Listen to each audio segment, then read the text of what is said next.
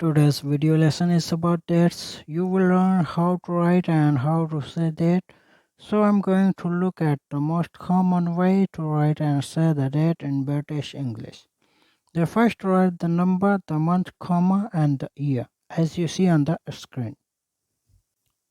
So you should say the 13th of August 2022 as you see on the screen.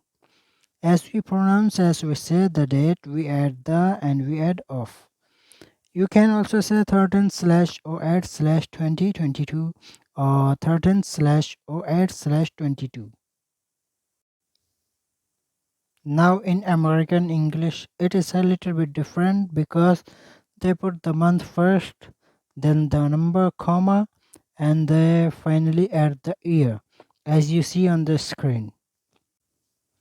So you should say August the 13th 2022, and you can also say 08/13/2022 or 08/13/22.